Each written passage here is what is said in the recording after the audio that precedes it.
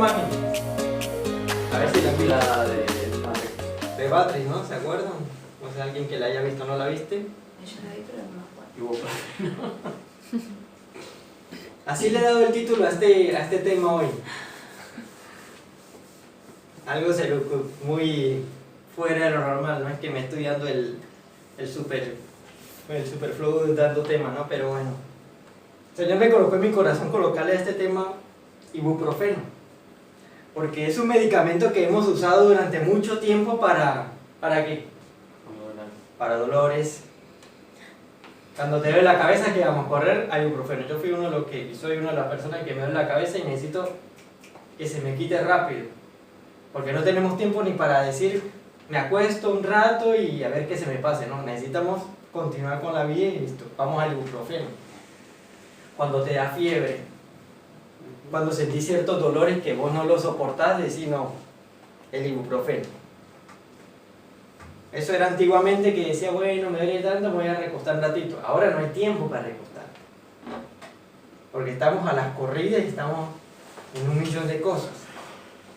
El ibuprofeno es un antiinflamatorio. Vamos a hablar un poquito, no mucho porque no soy especialista, no soy fármaco, no sé cuánto, para saber mucho de eso, pero les voy a dar una idea más o menos, que es un antiinflamatorio utilizado con frecuencia como analgésico también, y antipirético. Dice que es para el dolor, ayuda a reducir la fiebre. Es un medicamento que a la larga, bueno, sirve, pero también tiene muchas consecuencias en su abuso, ¿no? Si abusar mucho de ese medicamento también tiene sus consecuencias. Y es ahí que donde me vino el nombre del tema. Porque tenemos el alivio para ciertos dolores físicos, pero para el dolor del alma, ¿vos qué tomás? O sea, vos te duele el alma, ¿qué haces? Cuando estás triste, ¿qué haces?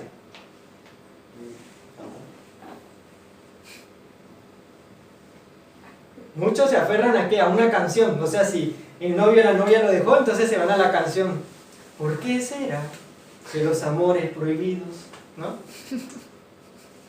O se va, si lo dejó, así fue, ¿no? Nos refugiamos ante ciertas cosas que tal vez pueden aliviar el alma, o ciertas personas también pueden aliviar el alma a través de dependencias como el alcohol y las drogas, que alivian su dolor del alma sentimental. O cuando una persona fallece, ¿qué hace? Se pone a mirar sus fotos. Pero ¿cuál es el medicamento para el alma? Otros lo reemplazan con chocolate, simplemente el chocolate. Recuerda que una vez hablábamos del chocolate, Sí. que al comer chocolate, ¿qué hace? Libera endorfinas. Libera endorfinas y haciendo que nos haga ese sentimiento de felicidad. El chocolate. Y trae una tranquilidad para el alma, en teoría. Pero es algo que dura cierto tiempo. Pero entonces, ¿cuál sería el medicamento ideal para el dolor del alma? Usted me dice, no, hay que leer la Biblia, hay que orar. No te vengas a hacer el espiritual. Porque cuando estamos en crisis, es difícil. O vos sos de las personas que cuando está en crisis cae de rodillas, Señor, ayúdame. La cabeza empieza a dar muchas vueltas. Y hoy vamos a ver una historia de un personaje que te voy a decir, pero ¿yo en qué encajo en esto? Hoy la realidad de la humanidad, ¿en qué está basada? Hoy la humanidad sufre de estrés crónico, depresiones. ¿Qué más sufre la humanidad? Ansiedad. Estrés. ¿Qué más sufre la humanidad? Nervios. Ignorancia. Nervios. Personas nerviosas. Y eso se evidencia ¿dónde? En el cuerpo. ¿A través de qué? Presión arterial alta, presión arterial baja, migrañas. ¿Cómo más se manifiesta? Todos esos dolores sentimentales. empiezan a temblar, Gastritis. gastritis, ahí está. Empiezan a temblar, las hormonas se les controlan, hasta el mismo cáncer. Porque sabe que nuestro cuerpo tiene células cancerígenas. Pero cuando encuentran un lugar débil en nosotros, es ahí donde se posesiona y es ahí donde se genera el tumor. ¿Sí?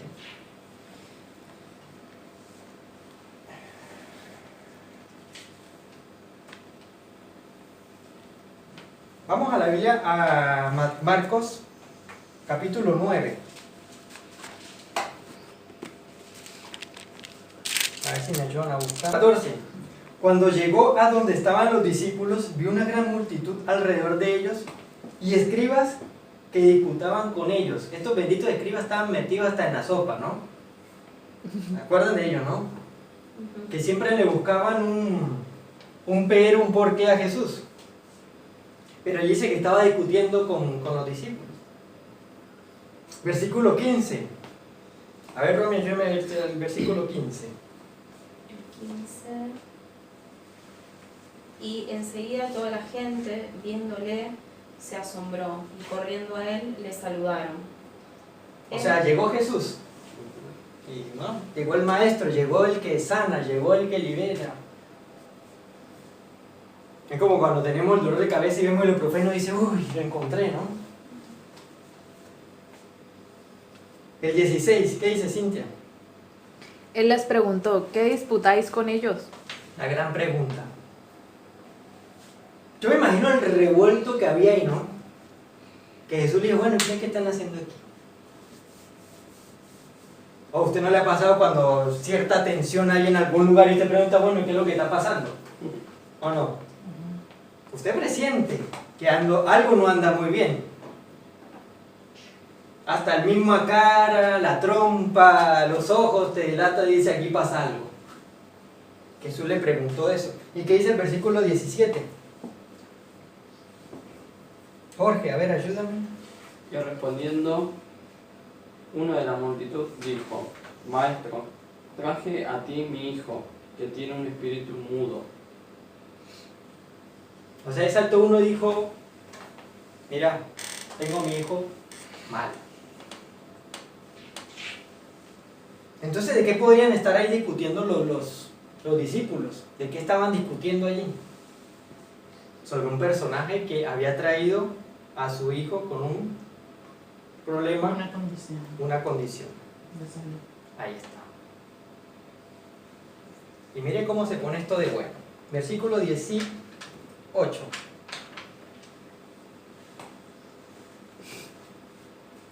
A ver, Cintia. El cual, donde quiera que le toma, le sacude y echa espumarajos, y cruje los dientes, y se va secando. Y dije a tus discípulos que lo echasen fuera, y no pudieron. Entonces podemos descifrar cuál era la disputa que estaba pasando ahí. Estaban los fariseos, estaban los discípulos y estaba este señor con su hijo que estaba con espumarajo y dice que le sacudía, que le hacía. Tenía Un espíritu. ¿cómo se llama eso? Convulsión. Convulsionaba. Convulsionaba, claro, puede ser uno de los efectos por el cual dice que el chico estaba padeciendo. Porque los discípulos estaban con Jesús y dijo, no, si este está con Jesús, este lo puede calmar. Pero ¿qué pasó? No podían. Entonces los fariseos le caían encima seguro de los pobres discípulos. Bueno, ¿y ustedes que andan con Jesús y qué? ¿No pueden? ¿Qué es lo que pasa con ustedes? Los fariseos seguro le estaban diciendo. O sea, reclamándole. ¿Y por qué no lo hacían los sacerdotes que supuestamente eran los que sabían de la Biblia? ¿No? Y mire cómo se sigue colocando esto de bueno. El 19. ¿Qué dice? Y respondiendo él, les dijo, oh generación incrédula, ¿hasta cuándo he de estar con vosotros? ¿Hasta cuándo os he de soportar? Tráedmelo. Ahí Jesús ya, ¿qué pasó? Se enojó. Perder la paciencia. Pero yo le pregunto a ustedes, ¿con quién se enojó Jesús? ¿Contra quién? ¿Cuántas personas había en eso? O sea, todos. estaban los fariseos, estaban los discípulos estaba el Señor con su hijo, ¿y contra quién se enojó el Señor? Los discípulos. Discípulo. ¿Usted cree que con los discípulos? Con la incredulidad. O sea, con que no creía. Dejemos esa pregunta y me encantaría tener un tablero aquí para escribirlo, esta pregunta. Ahí lo vamos a responder. O sea, aparentemente era un demonio que el chico tenía, estaba endemoniado. Se estaba pasando por un problema porque dice que lo sacudía, y más encima sigue explicando ahí en el versículo 20. Dice, y le trajeron, y cuando el espíritu vio a Jesús, sacudió con violencia al muchacho, quien cayó en tierra y se revolcaba echando espumarajos. Jesús le respondió al padre, Jesús le preguntó al padre y le dijo, ¿cuánto tiempo hace que sucede esto? Y él le dijo, desde niño. Aquí estamos viendo un problema desde hace cuánto el Señor estaba lidiando con eso. Entonces, ¿cuál sería la disputa que tenían los fariseos y los discípulos? ¿Cuál podría ser la discusión que ellos tendrían que Jesús se enojó tanto? ¿Cómo curar? ¿Cómo curarlo? ¿Qué otra?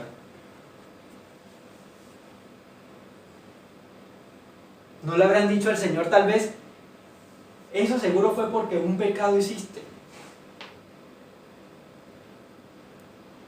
¿No creen?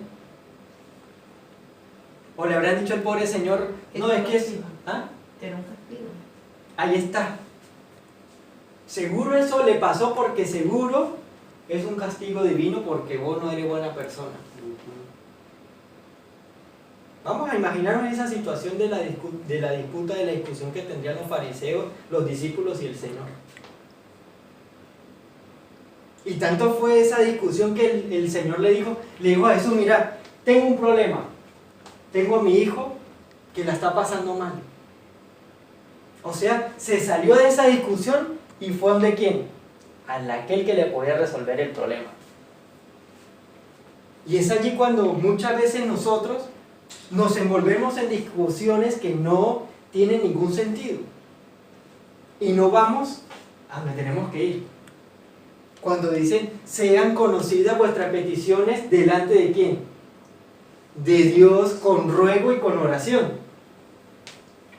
y no quedando dando vueltas discutiendo con otras personas o buscando otras soluciones más fáciles de lo cual no nos conviene. Pero Jesús, muy enojado, le dijo, generación incrédula. A todos. ¿Ah? A todos. A todos. Estaba enojado con todos. ¿Hasta cuándo es estar con vosotros? ¿Hasta cuándo es de soportarlo? Cuando vos decís, yo ya no lo puedo soportar, ¿cuál es su punto cuando vos no puedes decir, ya no puedo soportar? ¿Cuál es el límite cuando dices, yo no puedo soportar? Cuando Margarita dice, yo no lo puedo soportar.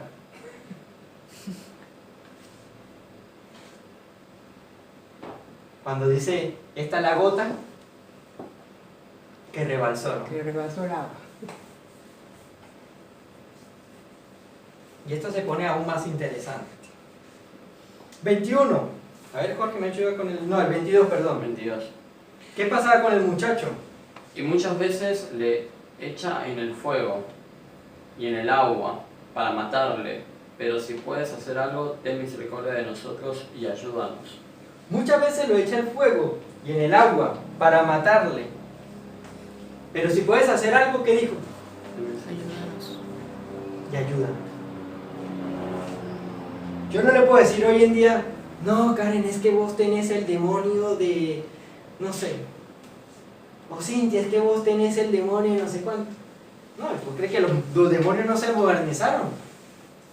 ¿Vos crees que los demonios son los mismos de antes? No, ellos ya saben. Ellos ya saben qué es lo que nos enoja. Ellos ya saben cómo colocarnos el pie para tropezar. ¿Vos crees que los demonios no andan con iPhone, con tablet también? Ellos saben. Ellos no se te van a aparecer a vos con los cachos y con la cola diciendo, ay, mira, yo soy el demonio, tomame unas selfies. O yo estoy aquí para hacerte daño. Pero en ese tiempo era otro tipo de demonio. Y por eso hacían lo que hacían divisiones, discusiones desde el mismo pueblo de Dios. Pero hoy el mismo demonio se puede convertir hasta en el mismo amor disfrazado.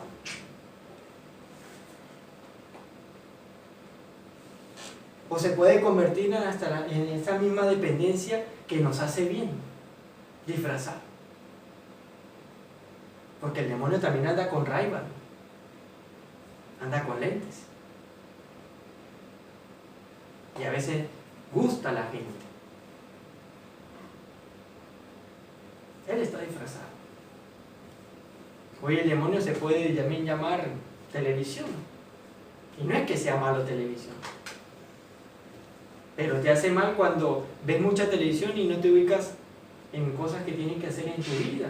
Te está quitando tiempo. O cuando le quitas el lugar a Dios porque, no sé, tienes que hacer otras cosas.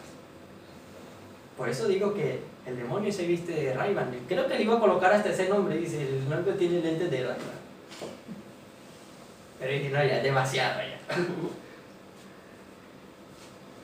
Pero en ese tiempo no era así. Lo tiraba a matar. Pero hoy la muerte, si usted se da cuenta, la humanidad está muriendo ¿qué? Lentamente pero segura. Porque hoy la persona le habla de Dios y no quiere escuchar. Entonces hoy tenemos como hijos de Dios, tenemos que buscar otra manera de cómo poder conquistar a la gente y se acerque a Dios. Y por eso hoy la gente busca a Dios cuando está en el extremo ya casi en la muerte. Pero mientras tanto no, yo estoy bien. Yo busco a Dios a mi manera. Por eso te digo que hoy el diablo se viste con lentes Ray-Ban.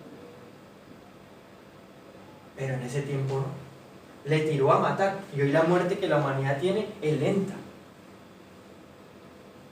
Porque hoy no le da vergüenza, por ejemplo, desnudarse y enfrentar hasta las cámaras. Salir a la calle y manifestar sin ropa. ¿A son de qué? ¿Sí? Entonces el 22, ¿qué dice? Dice, y Jesús le dijo, si puede creer al que cree, Le es posible. pero ¿cuál fue la pregunta clave que Jesús le dijo ahí a este señor? ¿Desde hace cuánto sufrís esto? ¿Desde hace cuánto nosotros podemos tener un sufrimiento, un padecimiento, o estamos alargando ciertas situaciones que no le queremos dar solución? ¿Hasta cuánto estamos? ¿Desde hace cuánto venimos sufriendo? Que no dormimos, ¿hasta cuánto venimos sufriendo? Que sufrimos de enojos, que sufrimos de tristeza, de depresión. ¿Desde hace cuánto venimos sufriendo esto? Y Jesús le preguntó esto a ese señor, ¿qué es lo que le estaba pasando a su hijo? Pero la respuesta clave que le dijo el Señor de su hijo, le dijo, si puedes, ayúdanos. Si puedes, ayúdanos.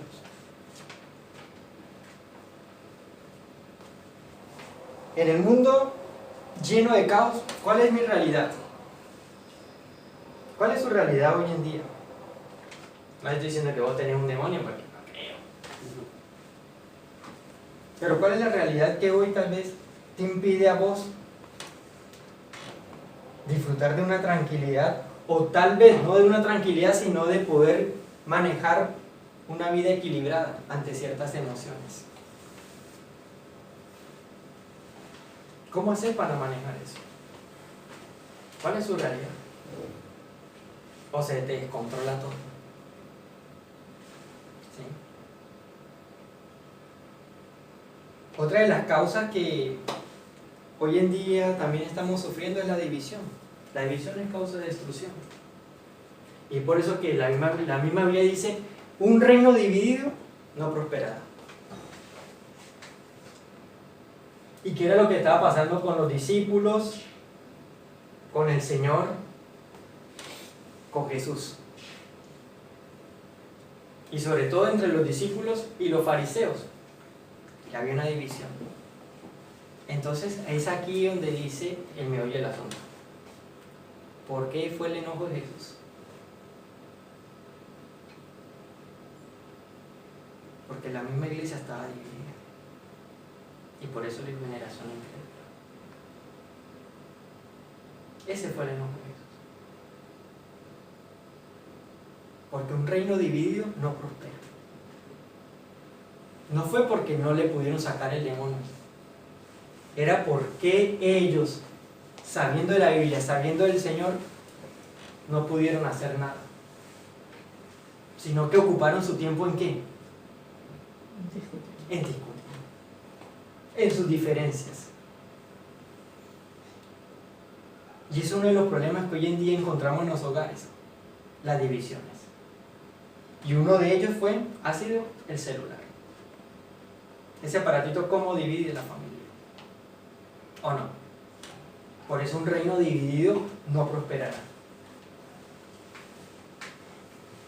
Entonces Jesús estaba enojado con los discípulos. ¿Cuál fue la causa del enojo de Jesús entonces? A ver si lo podemos lograr entender.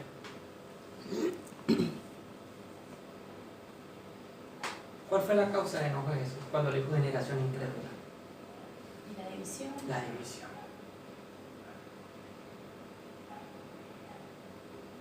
Entonces cuando el Señor se enoja, que no creo, pero porque el Señor es grande en misericordia,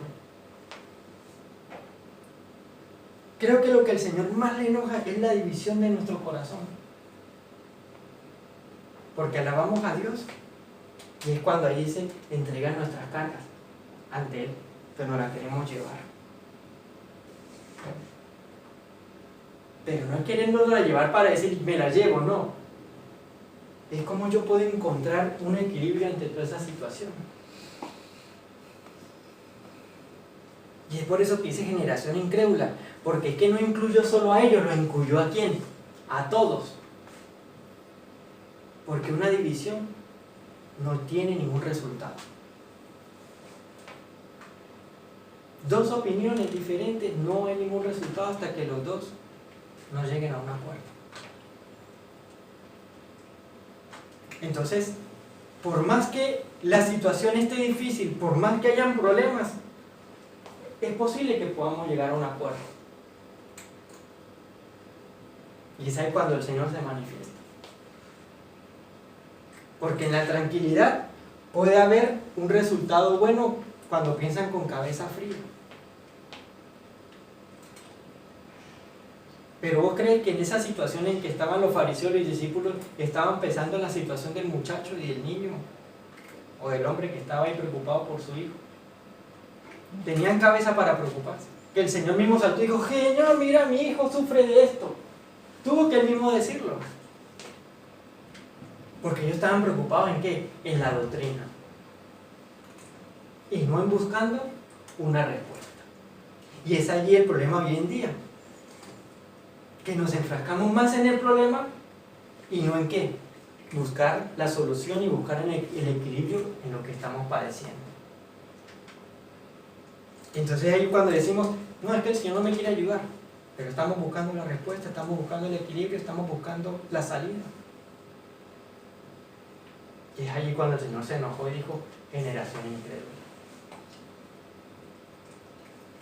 Yo creo que la pena fue tan grande que sintió de parte de Dios, que por eso este Señor le dice en el versículo 22 en la última parte, pero si puedes hacer algo, ¿estamos en el 22? Pero si puedes hacer algo, ten misericordia de nosotros y ayúdanos. Ese Señor se sintió tan dolido hasta con ese reclamo que el Señor le hizo, que le dijo, bueno, si puedes hacer algo, ayúdanos. ¿Y Jesús qué le respondió? Esta maravillosa respuesta. ¿Qué le dijo en el 22? Si puedes creer al que cree, todo le es posible. Esa. Si puedes creer. O sea, ¿cree que Jesús con su sola presencia el demonio no pudo haber salido? Yo le pregunto. No. El Señor de todo, con solo mirarlo. ¿Vos crees que no hubiera podido sacar el demonio? Ah, sí, pero el otro no creía. ¿Entendés? Pero ¿cuál fue lo clave que le dijo Jesús? Si puedes creer, ¿qué pasará? Todo le es posible. Y esta es una frase que han usado muchas veces las iglesias para engañar al mismo pueblo. Porque te la colocan tan fácil como decir, vos entrégueselo a Dios y Dios hará. Pero si leemos el contexto de todo un pasaje, ¿qué fue lo que pasó? No es tan fácil. Por eso el Señor le fue clave y le dijo, ¿desde hace cuánto sufre con esto? Porque vos crees que el Señor no creía. Si Él no creyera, no hubiera llamado a los discípulos ni a los fariseos. O sea que, de cierta forma, Él tenía una fe. ¿A ustedes cómo creen? Tenía una fe. Duda. Entonces, ¿por qué cree que le dijo generación incrédula? Porque al que le cree todo le es posible. Y esto aún se pone mejor. Versículo 24, perdón. E inmediatamente el padre del muchacho clamó diciendo, ¿qué dijo? Creo, ayuda a mi incredulidad. ¿A quién le pidió ayuda? ¿A qué? ¿Al muchacho? Que ayudara a su hijo. ¿A qué le pidió ayuda a Jesús? ¿Sobre qué le estaba pidiendo solución?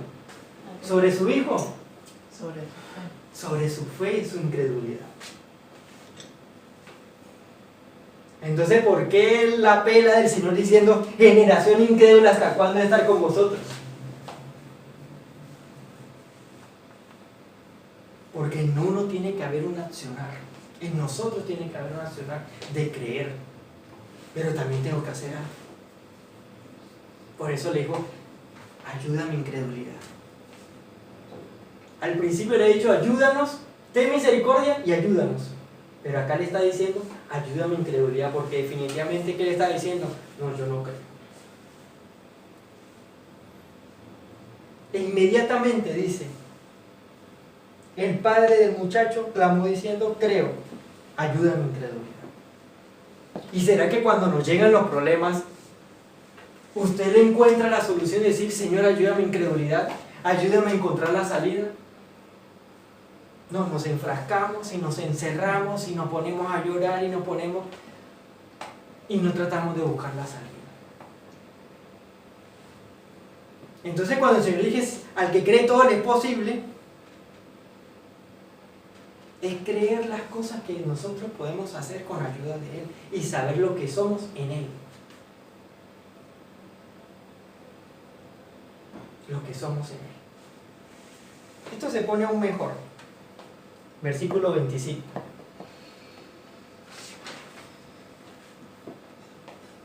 ¿Qué dice?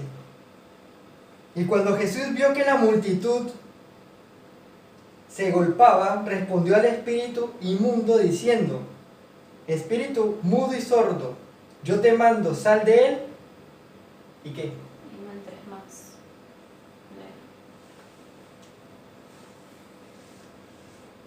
Y aquí, bueno, pasó en esa época, pero cuando hablamos de la incredulidad, vos le decís a tu depresión, le decís a tu estrés, le decís a tu preocupación, sal de mí. Voy a buscar una salida. Voy a hacer ciertos cambios en mi vida. ¿Será que esa es tu reacción? inmediata. Entonces, ¿el problema es de Dios? ¿El problema es que Dios no me quiere escuchar? ¿El problema es de quién? Señor, ayuda a mi incredulidad.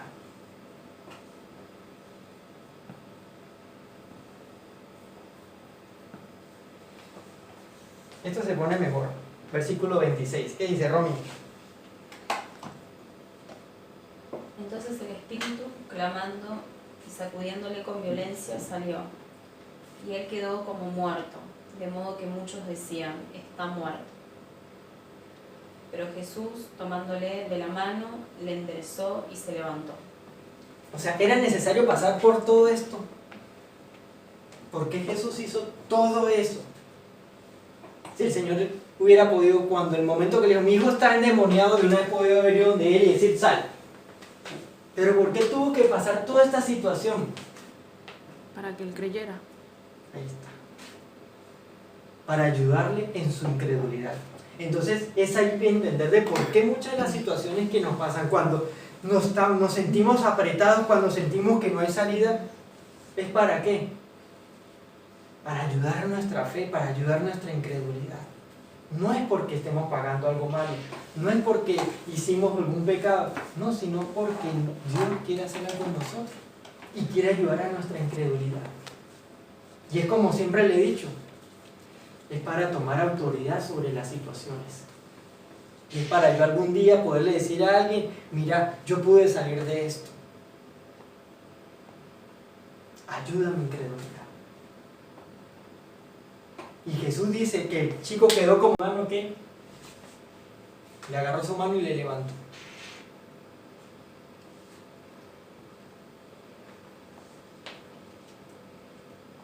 Y ahora vamos con los discípulos. ¿Qué dice el 28? Jorge, ¿lo tenés ahí?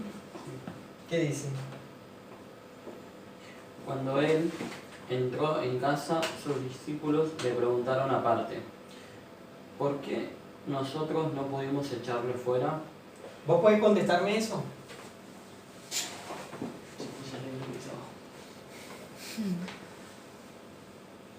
¿Qué no puede? Porque no estaban creyendo. ¿Por qué no están creyendo? Porque no pudieron ellos. Por Son espíritu. viejos. ¿Ah? Porque no son vivos. ¿Cómo que no pudieron convencerlo de que creyera? No, pero si más adelante dice que cree. O sea, ¿cuál es el trabajo de los discípulos? ¿Sacar los demonios o ayudar a la fe de la gente? Ayudar a los ciegos. Porque nos han metido tanto en la cabeza que es que el pastor, vas a sacar demonios, vas a hacer eso, en vez de fortalecer la fe de la gente. Y eso fue lo que Jesús le enseñó en ese momento. Y ahora Jesús ahí le da su pela en el último versículo. Mira lo que dice. Y él le dijo, esta generación no puede salir, sino con qué. Oración y ayuno. Escuchen esto les va a partir la cabeza lo que se le vino. O sea, ¿vos crees que toda esta situación va a salir con oración y ayuno? ¿Cómo sería el ayuno?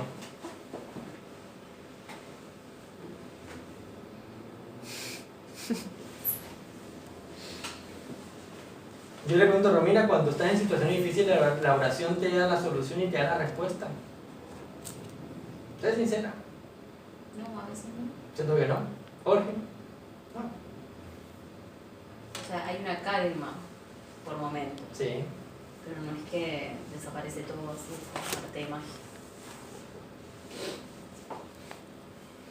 ¿Qué piensan? ¿Que con ayuno sale todo? Entonces, ¿por qué dicen que si ayunas 40 días para que Dios te escuche, qué quiere decir eso? ¿Será que es la forma de solucionar los problemas? Yo le pregunto a ustedes. Yo sé que si este video llega a muchos evangélicos me van a escribir y me van a decir hereje. ¿Y por qué dice entonces oración y ayuno? Por eso tomé agua, porque sabe que se viene ahí. Esta generación sale con oración y ayuno. ¿Qué es el Padre Nuestro? Oración. Más de una oración son unas recomendaciones. Reconociendo uno. Padre Nuestro que está en donde. Sí. Santificado sea. Reconocemos a quién. A Dios. Este es un tema aparte, pero más o menos le voy a dar. Danos hoy. Nuestro pan de cada día. Perdona. Nuestras ofensas. Como también. Nosotros perdonamos. Entonces, ¿por qué dice que esta generación solo puede salir con oración y ayuno? Cuando atendemos a las recomendaciones que dice la oración.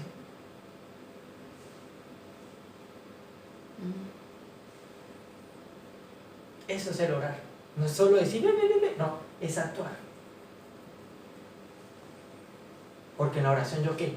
Hablo. Y lo que yo hablo también tengo que llevarlo a que actuar también. Y dice, y no nos deje caer y líbranos. del mal. Esta generación sale con oración, pero cuando yo hago las recomendaciones del Padre, esa es la oración que Jesús se refiere a ella. Por eso le dice, oh generación incrédula, ¿hasta cuándo estaré con vosotros? Y cuando los discípulos le preguntaron, Señor, enséñanos a orar. Ah, si quieren aprender a orar, esto es lo que tienen que hacer.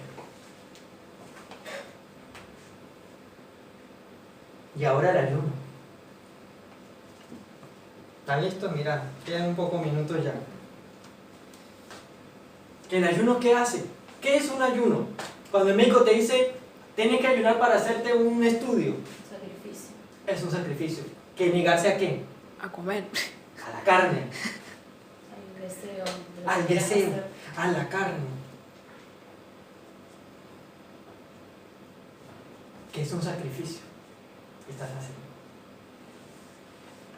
¿Cree que la carne no le gusta cuando ve al otro que te hace daño y la está pagando? ¿Vos cómo siente tu carne? Por eso esta generación no sale sino con oración y ayuno.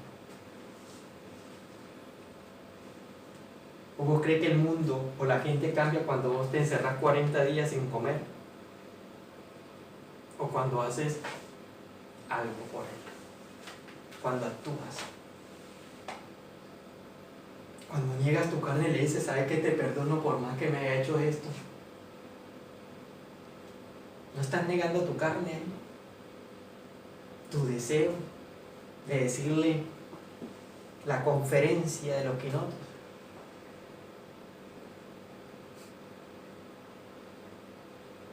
Por eso esto no sale con nada sino es con oración y ayuno. Porque fueron dos palabras claves pero tan profundas que hoy en día hasta la misma iglesia están confundidas.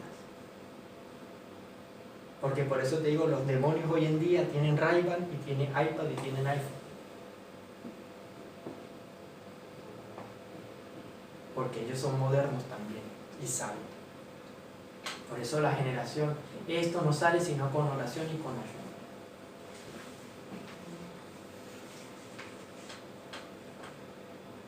Entonces, decirte a vos, sí, ayunar, y entonces el ayuno de Daniel, ese fue el ayuno que él usó para negar su carne ante la situación que le estaba pasando.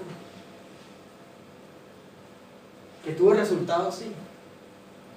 Pero ¿cuál es la oración que hoy fundamenta tu vida? ¿Y cuál es el ayuno que hoy fundamenta tu vida? ¿A qué te estás negando para hacer un cambio en tu vida y en las otras personas?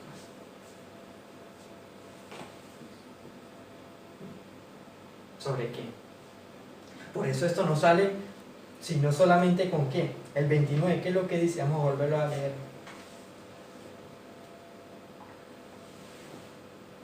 ¿Qué dice Jorge? 21. El 29. Veamos el 28 para volverlo al contexto. Cuando él entró en casa, sus discípulos le preguntaron aparte, ¿por qué nosotros no pudimos echarlo fuera? Y él les dijo, este género con nada puede salir, sino con oración y ayuno. Ahora le cierran. Usted quiere cambiar las cosas, quiere cambiar su vida. Es con oración, con ayuno, pero ya sabe qué es lo que el precio de la oración, el precio del ayuno. Porque te dicen ayuno. Yo era la persona que decía, hay que ayunar. Para mí es un tormento porque me tenía que aguantar hambre, no sé cuánto, y yo soy un comelón. Yo soy comelón, yo soy carnívoro. Pero ¿qué tipo de ayuno está hablando ahí Dios? El negarme a mis deseos, a mi carne. Que Jesús se apartó 40 días sin comer y sin beber, sí, Él lo hizo. Porque para Él era necesario. Pero hoy es más difícil negar a tu carne, a tu ego, que aguantar un almuerzo, un desayuno. Bueno. Entonces, por eso te digo, no es que ahora dice, bueno, ¿y con qué me encaja esto? Que yo estoy endemoniado ahora, no. Es el trabajo que tenemos nosotros ahora.